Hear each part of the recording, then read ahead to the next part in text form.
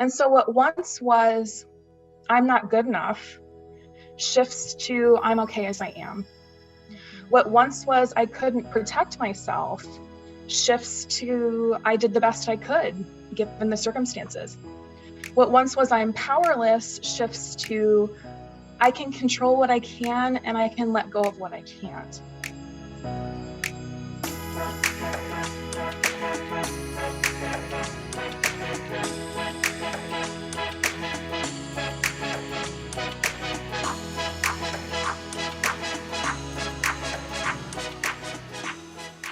So hello, welcome back to You Need a Counselor podcast. My name is Julie Johnson. I am the president and founder of Heart and Solutions. We are a strength-based mental health counseling agency here in Iowa. We are offering outpatient mental health services in each of our 7 locations. And we're also offering telehealth sessions right now over the phone and over the computer. And I'm Krista Brown. I am the Vice President of Heart and Solutions in charge of our behavioral health department. So I supervise the program where we work with the kids ages 4 to 18 on different behavioral skills, and we go in-home telehealth or in the school as well to see them. And this is our podcast, You Need a Counselor. So the mission of our podcast is that we are designed for people curious about counseling, but who have barriers keeping them from experiencing the benefits of counseling. Our mission is to share stories about counseling, good, bad, and indifferent, and spread the message that everyone can benefit from mental health and behavioral health counseling services. Yeah, so we post on Sunday nights, so we really discourage putting away laundry throughout the week. That's just a waste of an evening.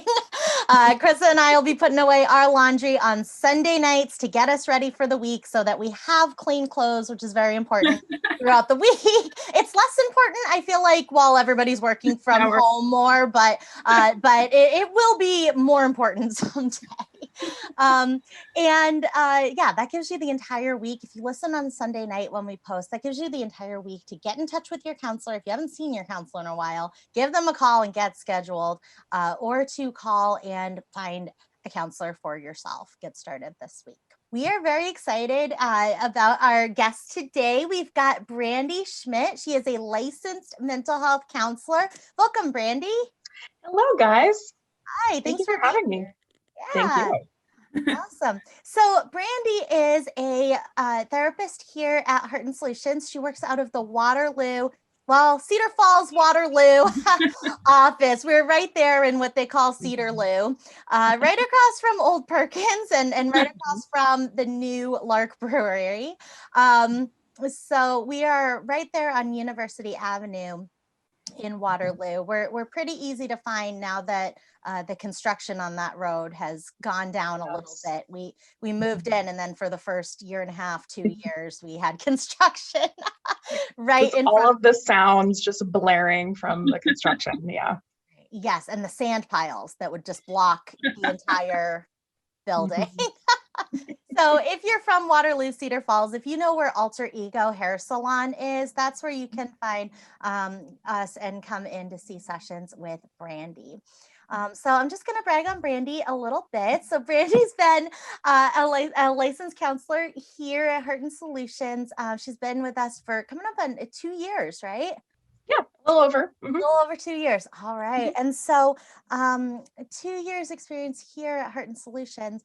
And Brandi is just, oh my gosh. Brandi is, oh my gosh, she's just wonderful. She's just wonderful as a person, but also especially as a clinician. Brandi just really has a heart for helping people who have experienced trauma. She also really, really has a heart for those working through self-esteem issues, also attachment challenges, attachment wounds, anything to do with just building relationships, building community with other people. Brandi just has such a heart for those members of our community, and especially for our clients here.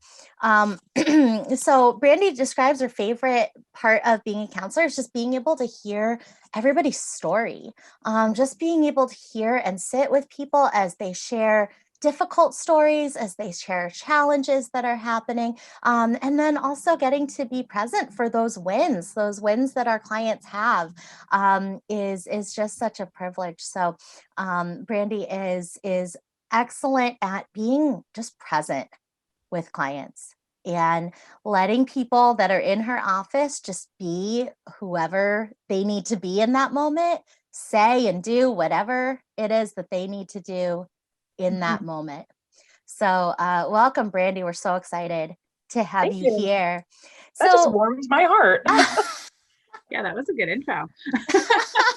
Thank you. Well, I mean, I've known Brandi for several years, and as a person and as a clinician, and just a wonderful person, just one of my favorite, just people in general, right? But then also an outstanding clinician. So I can't recommend Brandi highly enough. I just really can't. And I'm a little biased because we work together, but at the same time, I just know how much Brandi cares. And, they say that nobody cares what you know, or unless they know like that you care, right? So knowing that Brandi cares so much about people, I think is just what makes her such an outstanding clinician and human being. Thank you. So Brandi also she's a licensed mental health counselor in the state of Iowa, but she's also an EMDR trained clinician. And Brandi, can you tell us about that? Because sometimes when people hear that, it just sounds like alphabet soup. Like, what is that? Yeah, absolutely. I've been practicing EMDR for a couple years now. And when I think about my journey with EMDR, I mean, it's easily become one of the most meaningful and just inspiring parts of my work as a therapist. And so I'm really grateful to talk about it today because, like you said, not a lot of people know about EMDR. And I feel like when they have heard about it, sometimes it's a little bit skewed by like TV or movies and things like that. So I'm glad to be talking about EMDR and kind of shedding a light on that. I think a good place to start is to just explain, what does EMDR stand for? So EMDR stands for eye movement, desensitization, and reprocessing. Bit of a mouthful, which is why we call it EMDR. And so EMDR has been around since the 80s. It was developed by a woman named Francine Shapiro. So it's really fairly fresh, but since the 80s, it has been extensively, heavily researched, and it's been shown to help people recover from and resolve unprocessed traumatic memories. And so in terms of my work with EMDR, I've used it to treat a wide variety of different presenting concerns. So I've used it to treat PTSD, obviously, depression, anxiety, dissociation, personality disorders. And so in that way, EMDR is just wonderfully adaptable.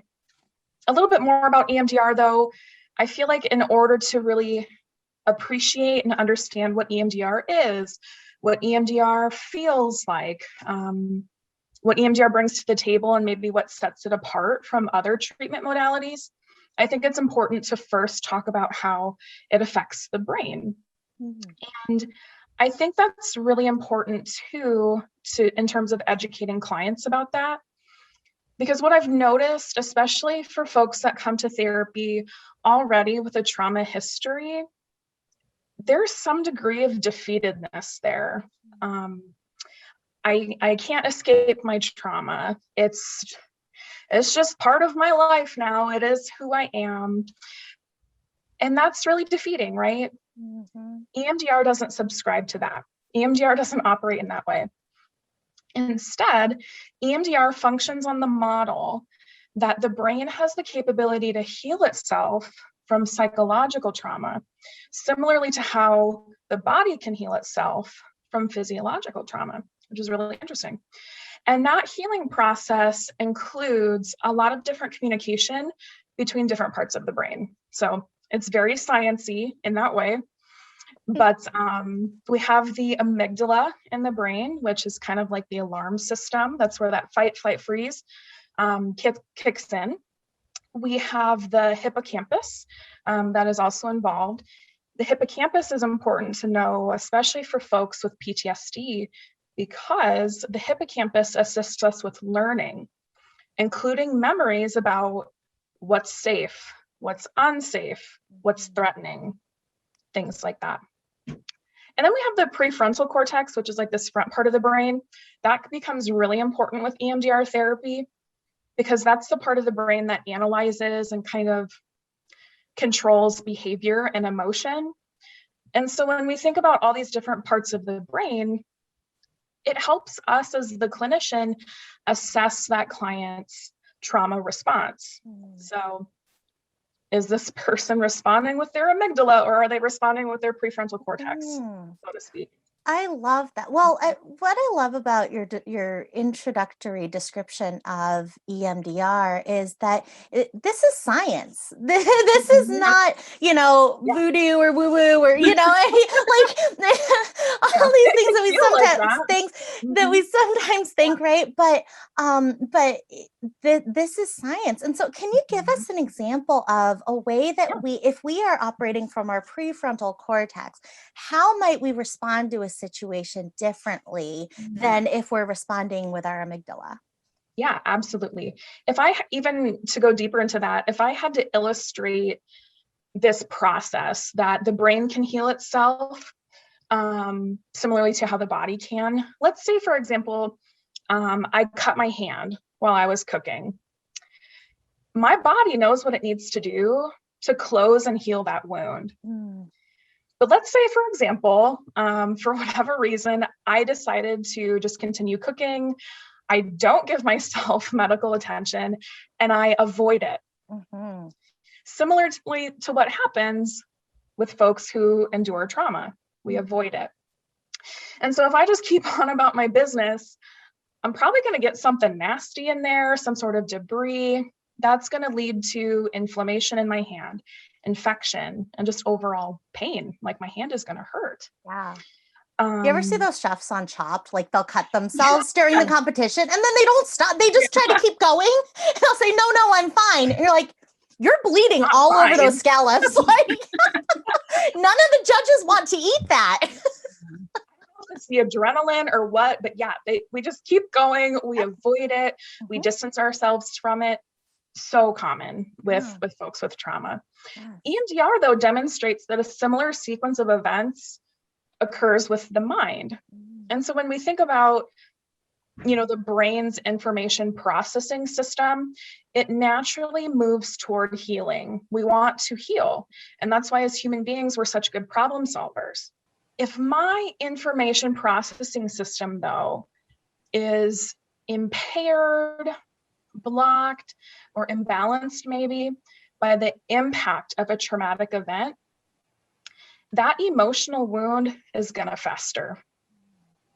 That's what leads to things like distress, PTSD, suicidality, and all of the other things that clients bring to therapy.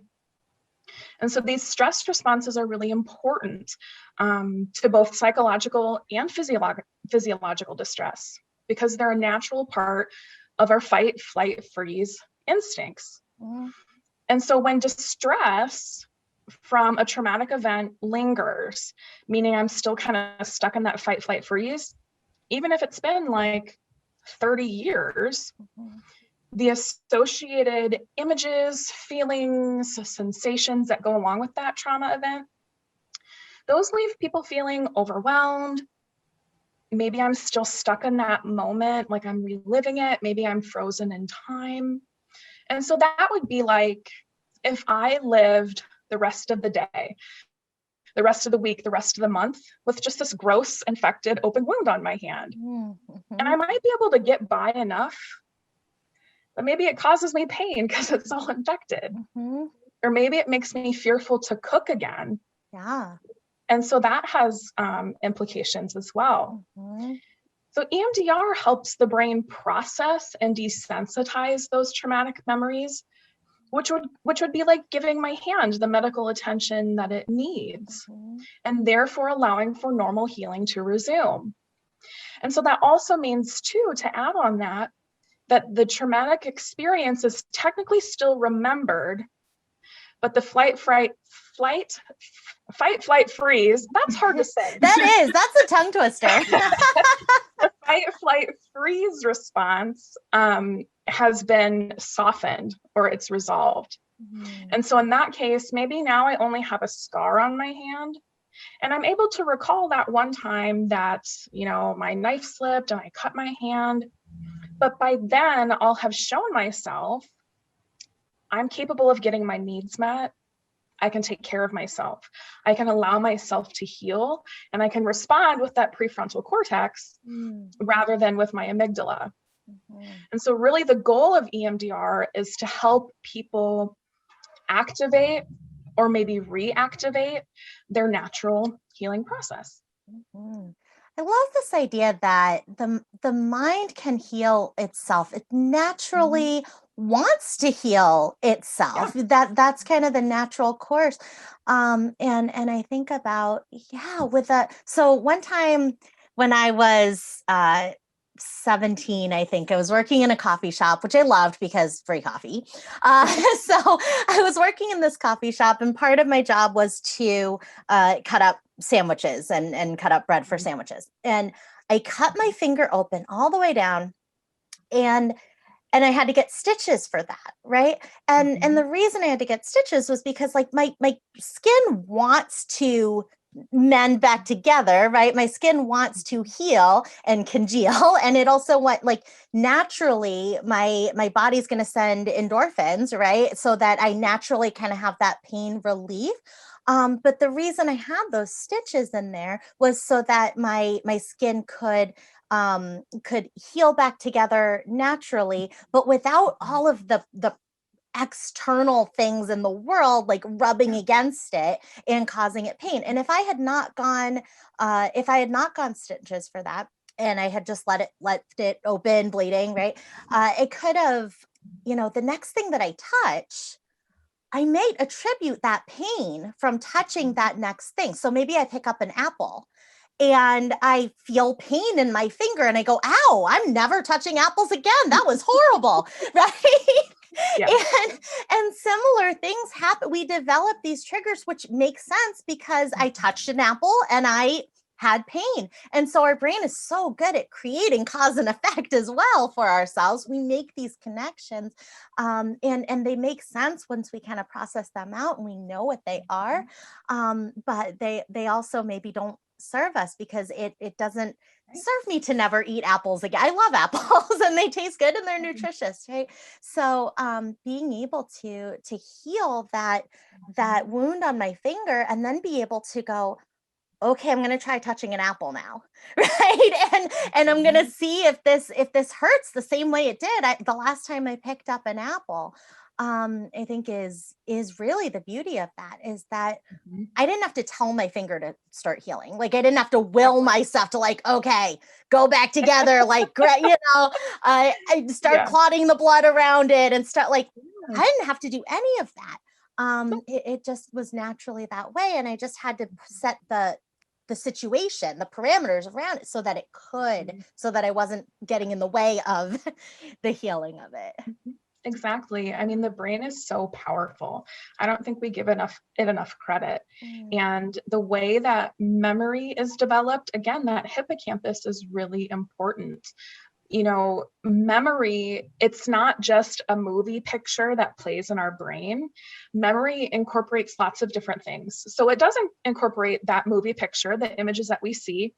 It also includes the feelings that we feel at the time. It includes the thoughts and cognitions that we have at the time. And it includes the bodily, physical sensations that we feel at the time. And so if those things are memories that were developed in the face of trauma, over time, we might develop that negativity bias that Julie was talking about, that all of those things that were present at that time of trauma, we have to avoid those things, or we have to change something about ourselves so that that doesn't happen to us again. Memory is really powerful. And it's why it's one of the main things that we look at in EMDR. I love that. Yeah. Wow. Okay. So tell us a little bit. So we know that EMDR really works with the natural way that our brain wants to heal itself and knows how to do it. We're just taking out the things that are stopping our brain from being able to naturally heal itself. And it involves those three parts of our brain and making sure that we are addressing the memories. It's not even so I think about those 4D movies, where they blow air on you and bubbles and stuff. That's a 4D movie. If you wanted to make it 5D, they have scents like smells at certain times, right? Okay. And so, but a memory is like a 360-degree movie, right? Because all of those thoughts, all of the temperature in the room, everything, the smells, the sounds, all of those pieces are then ingrained into that memory. Yes, absolutely.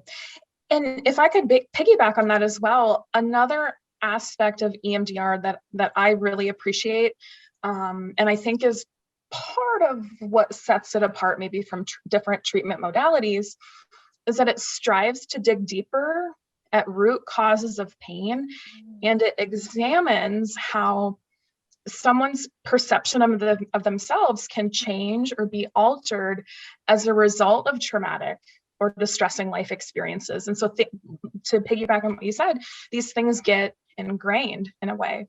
I tell my clients all the time, probably to the point of annoyance, that trauma skews the lens through which we view ourselves and the world around us. And it does that to keep us safe. But I mean, there's pros and cons to that.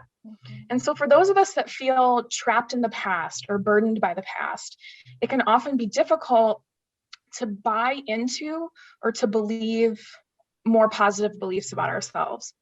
And while most people coming to therapy, we can logically say, I'm good enough, I'm lovable, I'm capable, I'm safe now, our emotional side doesn't always feel that way. On the one hand, I logically know that my trauma exists in the past, and yet on the other hand, it doesn't feel like that because I'm hypervigilant. I have flashbacks. I avoid people and places. Maybe I don't trust people. I don't do the things I used to love doing.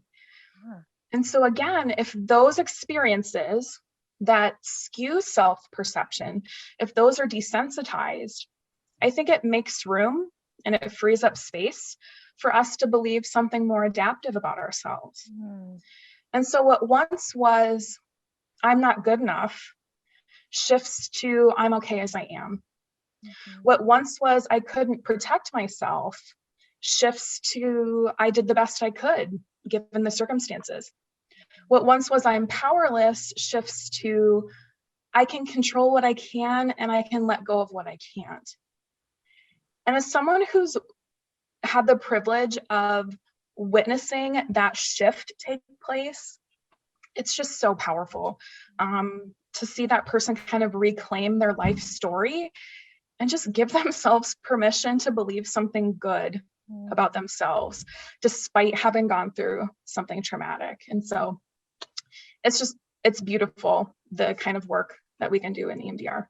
Yeah, I love that distinction between EMDR and other forms of therapy to work through trauma, because I think that there is sometimes a perception about working through trauma that, well, it was in the past, right? So like, what's the point of, it's going to be more painful maybe to go back and think that through and process that through. And like, there's this idea, I think, out there, but what you're saying is that it impacts the way that we see ourselves and the way that we see our world anyway. Like either way, it is currently at this very moment impacting the way that we view ourselves and we feel about ourselves and our trust in ourselves and our trust in the world. And so I mean, to me, sometimes one barrier to seeking counseling for traumatic events is that it feels like, well, what is the point? And I think that EMDR really answers that beautifully, which is that, you as a person, you deserve to see yourself with as much value and as much of a valuable human being as like other people do. And you deserve to trust yourself and be able to trust the world and trust your experiences. Because it's one of those, like, you deserve that for now and for your future, to be able to have that. And when you frame it in that way, that impacts everything in our life. I mean, that's the way that we see ourselves, and how much trust we can put into ourselves, into like how we've experienced things, and like, is my experience valid? Like, yes, it is. Even the experience I'm having today is a valid experience. And knowing that we are okay as how we are, that impacts everything. That impacts every relationship that we're going to have in our life. That impacts every goal that we set for ourselves. So I love that distinction there. I mean, it's so much more strength-based, I feel like, and trauma-informed than maybe other treatments. I mean, CBT in its basic form is what comes to mind. So in CBT, cognitive behavioral therapy, we're looking at the thoughts, feelings, and behaviors associated with a problem that you're bringing to therapy. And the way we go about that is we reframe and we challenge these cognitive distortions, and we interpret things. And what is the evidence to say you're not good enough? And what's the evidence to say that you are? And the overwhelming feedback I get when I've tried doing CBT with clients who have trauma is that, well, that's nice and all.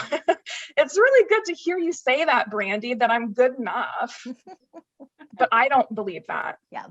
I don't feel that. I don't resonate with that. And why would they? Because their brain is telling them all of these different things to keep them safe and to avoid the possibility of trauma happening again. So EMDR is great. Yeah. I mean, one of the limitations about cognitive behavioral therapy is that it's cognitive. And trauma is not necessarily cognitive. And so it uses an entirely different part of the brain than like EMDR would use, or than play therapy would use.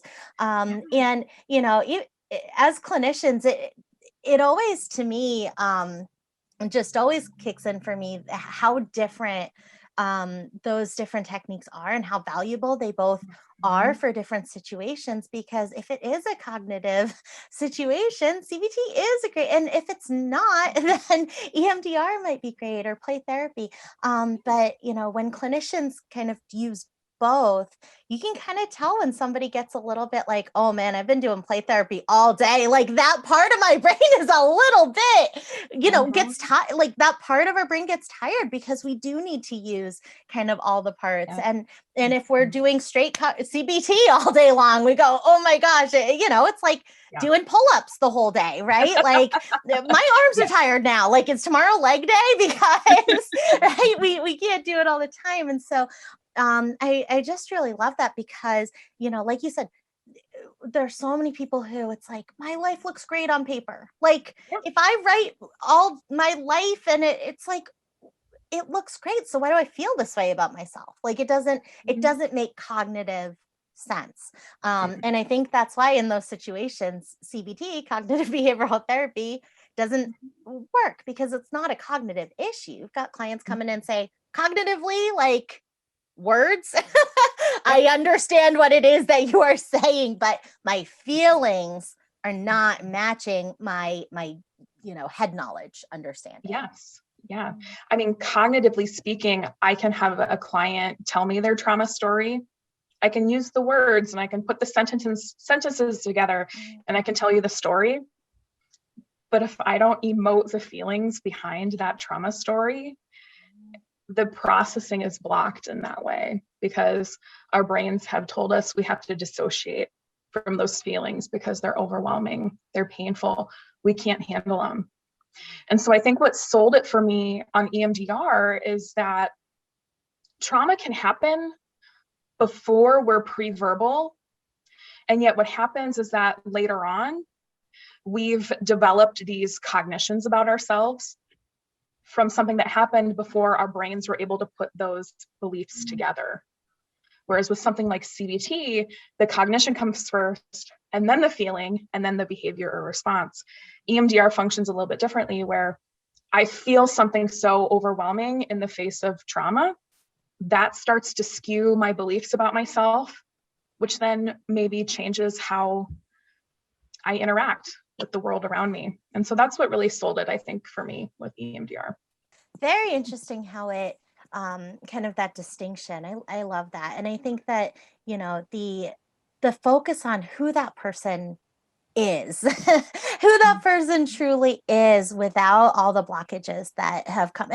And I mean, so correct me if I'm wrong, but it seems to me that everybody has these blockages somewhere. We all have them. And so there's no like trauma threshold that you have to be above, right? Like, well, I have to have experienced this much trauma in my life in order for EMDR to be helpful, because there are all day long, we have things that come up for us that are going to trigger certain things. So is that true that most people have something that might be blocking them from doing what they want to do or feeling the way that they want to feel?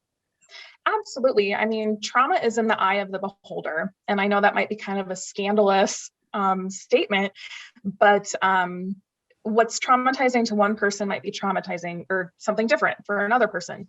So if I have a client coming in that has pretty run-of-the-mill, mild anxiety about work, I don't know, we might be able to treat that with pretty traditional standard talk therapy, maybe some CBT. But if I learn more about what's underneath that anxiety, we might uncover that that person has a fear of rejection, has a fear of criticism, has a fear of judgment from authority figures. Those are that person's negative core beliefs that we try to find in EMDR. And so that would be something perfect to focus on with something like EMDR versus maybe something like CBT. So tell us more about those negative core beliefs. In EMDR, it's not just enough for us to desensitize the memories. We want to also desensitize what are the beliefs that have been developed as a result of trauma. And let's desensitize those too, so that we can really strengthen that person's adaptive sense of self. I don't know if it would be helpful to kind of go into how EMDR works, because I feel like that fits into that. But EMDR is kind of this very structured treatment modality. It has what we call 8 phases, 3 stages. And it's structured in that way to support and prepare clients to process what we know is probably going to be pretty painful for them. And so the 3 stages that we kind of keep in mind throughout the process, we look at the past, the present, and the future. What are the traumatic or distressing life experiences that have kind of laid the groundwork for distress? What are the things in the present that are distressing? And what are the things in the future that we anticipate or imagine might be distressing? Because sometimes our brains like to create scenarios. So we keep in mind those 3 stages throughout the 8 phases of EMDR. In the earlier phases is where we really look at those negative beliefs that we were talking about. We strengthen or help the client strengthen their coping skills so that they can use those for grounding in and outside of therapy. We do extensive treatment planning where we look at those negative beliefs. We kind of pull apart, what are the times of your life that you feel like are emotionally charged, they're distressing, they're traumatizing, they're disturbing? And what are the beliefs that go with that? Both negative, and then what you would prefer to believe. What's an adaptive belief? And so those are phases 1 through 3. When we get to phase 4 of EMDR, that's kind of the meat and potatoes. That's what we think about when we talk about EMDR. And so that's where we incorporate the EM, the eye movement part of EMDR, which is what we otherwise refer to as bilateral stimulation, where we're stimulating both the left and the right hemispheres of the brain. And so that bilateral stimulation is basically just a fancy word to describe any sort of stimuli which occurs in a rhythmic left and right pattern. And that bilateral stimulation is the tool that EMDR uses to help the brain reprocess emotionally charged memories and kind of, so to speak, kind of pull it out of the amygdala, the fight, flight, freeze part, and process it in the prefrontal cortex. Remember, this front part of the brain. And so that bilateral stimulation is really important. In a typical session, though, or phase 4 session, I should say, what we do at that point, we'll have done pretty extensive treatment planning. We'll have identified, well, when are all the times of your life, past, present, future, that we got to work on in EMDR. And then we pick one. We pick one of those targets or one of those times, one of those memories, whichever the client wants to start with. We've identified the negative belief. And then we just give attention to the negative image, the sensations, the feelings that go along with that. And then we assess how distressing that is on a scale of 0 to 10. And while the client focuses on that distressing event, or maybe just parts of the distressing event, we begin those sets of bilateral stimulation. Once that set is done, the client is then asked to just notice whatever spontaneously happened during that set. And I ask it as plainly as I can by saying, what did you notice? And so during that set of bilateral stimulation, they may experience shifts in insight, images, feelings. I hear a lot of like body sensations where it's like, oh, my shoulders tensed up there, or I felt something heavy in my chest. So they tell me what they noticed. After they've given me that short description, I respond by saying, well, let's go with that, or notice that, follow that, reflect on that. And that's basically their cue that we're going to do another set of that bilateral stimulation. And we kind of just keep doing that for the remainder of the session until distress is lowered, or when we're running short on time, because that happens too. And so that's phase 4. And then the remainder phases, we're just checking in with the body, doing any sort of closure and debriefing that we have to do, and then just reevaluating, where do we go next? Wow. So in a quick nutshell, that's EMDR. Yeah. Wow. So you are really, I mean, because I think it could be kind of overwhelming for somebody coming in going, oh man, I've just got like, there's so much, right? Where do we even start? And so I love that there's this funneling process, right? Of like, okay, so let's think about past, present, future, and then let's just pick one. Like, let's just do one at a time. And I love that, because then we can go in. And so it's one core belief, or it's one experience. It's one core belief, and then we examine what are the times in the past, present, future where you've believed that. And so let's say, for example, my negative core belief is I can't protect myself. Maybe I've had experiences where when I was 5, I almost drowned. And when I was 10, I got bit by a dog. When I was 16, I got into a car accident. And then when I was 22, I got married and my spouse was physically abusive. So those are going to be my targets, is what we call them. These are the memories that we're desensitizing. My negative belief is I can't protect myself. EMDR is structured in a way, again, that we can titrate that down. And so sometimes, again, the brain knows what it needs to do to find healing. Sometimes the brain wants to process all of those things at once. Other times that's too flooding. And so we need to pick one of those things. Maybe I decide that, that drowning like really bothered me. So let's start there. We pick that target. Sometimes that's too flooding, no pun intended. Sometimes that's too flooding for that client. And so we titrate it down even more by asking, okay, well, when you think about that drowning, what was the worst part? Yes. And so maybe I say, well, the worst part was that I couldn't catch my breath. And we focus on that very specific little detail. And we use the bilateral stimulation to desensitize that. Wow. And then we expand as we go. So then if they said, well, the worst part was, like that nobody helped me, right? That people were around and nobody tried to help me. And then you might focus in on that, do the bilateral stimulation, and then you would say, hey, how did you feel? Or what did you notice? What did you notice? And then that could be what you felt or what you thought about, or just anything. Yes.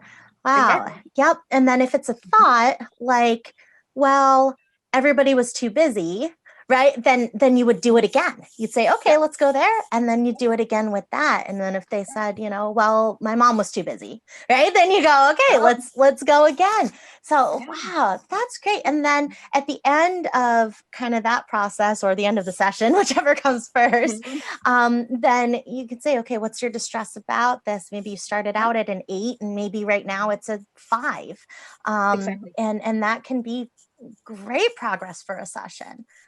Absolutely. Oh, And I like the scaling because it helps give the client understandable feedback like, oh, I did go from an 8 to a 5, and a 5 is still distressing. But that, I feel like that builds up their confidence that like I can process this in a safe way with some support, and actually see change. And so maybe then the next time we meet for EMDR, maybe that time it feels like a 7 starting out instead of an 8, and we get it down to a 4, and it just gradually, gets desensitized along the way. Yeah, wonderful. And so it's a way for our brain to kind of unstick these experiences and thoughts and emotions and bring them to the frontal cortex where we can rationally process them and cope with them and talk, give ourselves self-talk and all of those things. But we can't do that stuff if those parts of our brain are not communicating with each other. If my frontal cortex is not aware of what's happening, it can't help me there, right? Exactly. Yeah. Wow. And I hear a lot of feedback, like clients are like, you want me to do what with my eyes? You want me to move them back and forth? Or like, you want me to like do this weird tapping thing? Like EMDR is weird. I'm just going to throw it out there. It's weird. I acknowledge this, but that's the part where we find healing because it literally forces your brain to experience that moment and feel it, but in a different part of the brain that doesn't trigger that fight, flight, freeze. So it's very sciencey, very spooky and weird, but it's great. I mean, you think about like the old timey, like you are getting sleepy, right? Like with the watch, the little watch on a string, right? But like you gotta kind of think maybe there's something to that because that's literally what they're doing in there. Or well, I don't really know what they're doing, but I mean, it seems right. Like follow with your eyes, and so we tend to think of that as like old school hypnotism type stuff in old movies, but I mean there's maybe something to that because can you tell us about what it actually, so what are these weird things that you're going to ask? So if somebody comes in to see you, let's get them prepared for like what is Brandi going to say to do? So the bilateral stimulation is the weird part. So that can be done in a number of ways, whether visual, auditory, or tactile. Visual is kind of the traditional way to do EMDR, where we ask the client to track with their eyes left and right, side to side, but at a fast pace. And so it very much mimics REM sleep, rapid eye movement sleep, where your eyes, go like that. And you feel better after a good night's sleep. You know what I mean? So that bilateral stimulation can be done visually. That's typically my main way of doing it. Or I often do tactile, where we're asking the client to tap kind of on every other side of their body in an alternating way. And again, faster than what I'm doing here. Or I have a device that I use a lot with clients in person where it's kind of like these little pulsers, and I put them in my clients' hands and they buzz back and forth. So we call them buzzies. I get a lot of feedback that my clients like the buzzies. Or bilateral stimulation can be done in an auditory way where we slap some headphones on that client and a tone will play back and forth between the left and right ear. And so it's just weird that like I have to move my eyes and think about stuff, and you're sitting here watching me do it, and and things like that. And it's something to adjust to. It's something to get used to in that way. Yeah. But it sounds like that's why you spend so much time in the forefront working through those coping skills and making sure that the client is prepared with their coping strategies to use in the session, even when things get kind of uncomfortable. Yeah, absolutely. Because that bilateral stimulation, that's the tool that helps us process things. But for someone who has avoided processing their trauma for 10, 20 years, Yeah. their brain recognizes that bilateral stimulation as threatening. Discomfort happens. And then sometimes we have to pull back a little bit in session and do one of those coping skills. We try to be very attentive and responsive to that client to make sure that they don't get too flooded. Yeah, I love that you're normalizing that there can be these moments of discomfort, and it doesn't mean that it's not going to work for you. It just means that that's something to recognize now. That's something that we know now about that particular belief or that particular memory still holds a certain amount of power. And what we're trying to do is decrease the power that has over who we feel that we are. And it doesn't mean that that's now a lost right? Like, well, I tried EMDR for this and it felt weird and I didn't like it, so I'm not doing it. Like that can be such a normal part of the process, and that's information gathering all the time. Absolutely. Okay, now we know that. Now we know that we're going to go slower. Now we're going to titrate it into even a smaller piece of what that larger memory is. Or try the process with something that maybe isn't as uncomfortable. Something a little bit later that we can go, okay, now I kind of get a feel for the process of it. And now I can kind of try to pick something new. Very cool. Well, Brandi, thank you so much for sharing that information with us. Very, very interesting. And I think, I think that now people are hearing the term EMDR, but not always having somebody like Brandi to say, this is what it is. Like, this is what's cool about it. This is how it works. This is what you can expect when you come into the session. So thank you so much, Brandi, for sharing that with us. Of course. Thank you for giving me the opportunity. Yes. So if you were talking to somebody who was on the fence about starting EMDR, what advice might you give them, or what might you tell them to kind of support them in that? Yeah, I think my biggest piece of feedback would be that if you have mixed emotions about EMDR or just therapy in general, that's okay. It's okay to be both scared and hesitant and confused and eager or excited or curious. It's okay to feel all of those things. And I think especially with EMDR, again, it's weird. It's kind of goofy sounding, and that it can be kind of scary for folks with trauma to look their trauma in the face and process that.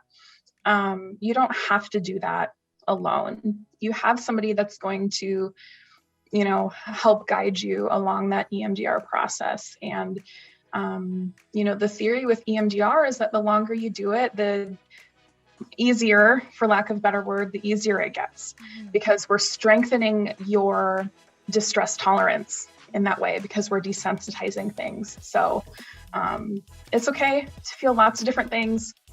We make space for that in therapy. So that's what I would say.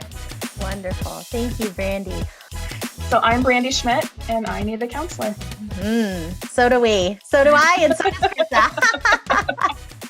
So true.